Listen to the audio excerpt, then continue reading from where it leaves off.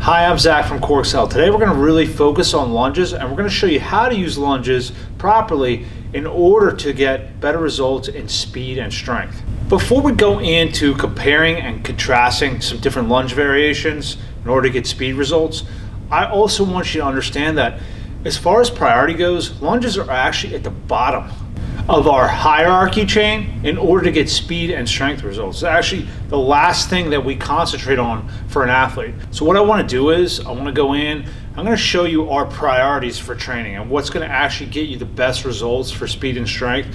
And then at the end, we're going to show you different lunge variations and how we use them and incorporate them into that hierarchy. So this is our hierarchy chain here, okay? And we're going to go into each one of these so you can understand. Briefly, we're not going to go crazy in depth, but just for you guys to get a general understanding of how then we can focus on lunges. So now we're going to go into the first one and we'll just go one by one. So the top priority for us, okay, and if you've seen some of our other videos, we talked about medial and lateral rotators of the hips. And our goal is basically correct unilateral weaknesses by strengthening the medial rotators. And what do I mean by that? I mean the glute medius and minimus, the groin, okay, the adductor chain, and also the semimembranosus of the hamstring, okay? So those are all our isolated exercises that we do unilaterally in order to correct those weaknesses, because the top priority is, if you're an athlete, if you're getting injured, you're only as good as your injury. So that's why that's number one. And what you also have to understand is when you start correcting these small muscle weaknesses, they start functioning then, they're strong, and they start working then with the major muscle groups. So every time you go to sprint, every time you go to cut, it's all working together as a unit. And also when you go to lift, it's working together as a unit. The more muscles you have working in the chain, the stronger, the more explosive you're going to be, and the faster that you're going to become. So then the second priority is, once you have those unilateral weaknesses corrected, is developing their raw strength, okay? And I don't care what trainers say, okay, you don't have to lift. Yes, you have to get an athlete to a certain strength level. It doesn't have to be crazy, but we try to get every athlete to at least 2 times their body weight when they're squatting and when they're deadlifting, okay? Because we know that once they get to those strength levels there, be able to apply more force in the ground, they're gonna get faster, they're gonna get more explosive.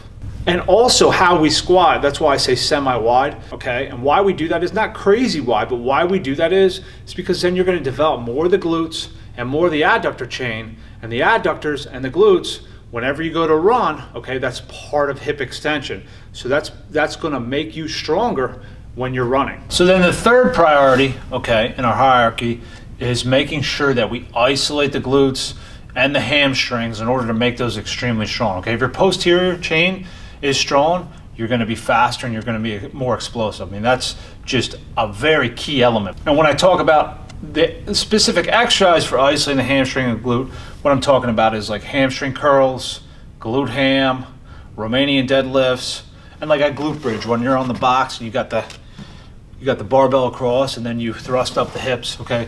That whole family there, that's what we use, and we tie in with the squat and the deadlift. So now we're gonna go back to the board here just so you can understand this.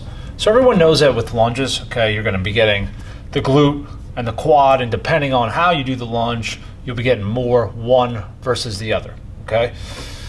But we already have all that covered with this. So here's your squat, that's gonna get a ton of quad, and how we squat's also gonna get your glute and some of your hamstrings, and so is the deadlift. And then you get your isolated hamstring glute exercises, and then you're correcting your unilateral weaknesses up here. So all the major components are covered within this. All right. If you eliminate your squat and your deadlift and you're trying to get fast and you just do lunges, you're only going to get to a certain strength level. You're not going to be able neurologically to squat 2 times your body weight. That's why this is the priority, because it's going to build a bigger engine for you to be faster and more explosive. So once we get all these priorities up to a certain standard, what we do then is we use lunges to correct running gait. We put you in the right anatomical position so that when you're cycling the leg through when you're running, your gait's gonna be better and you're gonna be more efficient with your sprinting. And also what we're gonna show you with the lunges is that we actually backload the leg. We're really focused on the hip flexor portion of the lunge, because that's one muscle group that's not covered within this chain, and that's how we actually correct weaknesses in the hip flexor. So this isn't the actual exercise that we use in our system as a foundation, okay? We have another exercise called the lunge back. And that's what that does, is that really puts you in good positioning and really teaches you how to properly cycle your leg through. And it's a better foundation exercise than this. This is a little bit more advanced. But if you want to learn our entire exercise system for sports training, okay, we have a sports training app. It's called 6 Levels of Sports Training, and you can get the first level for $79. So we have the link in the details of the video so you can check that out. All right, so this is Nick. He's going to demonstrate this lunge here. All right, so what you're going to do is you want to make sure the outside of the ankle's in line with the outside of the hip, okay? And when he comes down, and the outside of the knee here is in line with the outside of the hip here with the back leg. It's just easier. I mean, you can look at the ankle too as being in line with the outside of the hip, but it's just easier to see that line there, okay? Now this isn't, go ahead and just go down. And all he's going to do is he's going to drop, and then he's going to come up. That's it. And he's putting his weight all onto this back leg here, okay? We're loading up the hip flexor. I'm going to explain why, okay? And the other thing is, if we're looking at it from this angle here, okay, he wants to make sure that this foot is slightly turned out this way, okay? And his foot is straight ahead this way. And if you watch Usain Bolt, okay, through the air, you're going to see that that foot is actually slightly toed in when he's in that lunge position up into the air, okay? So that's important.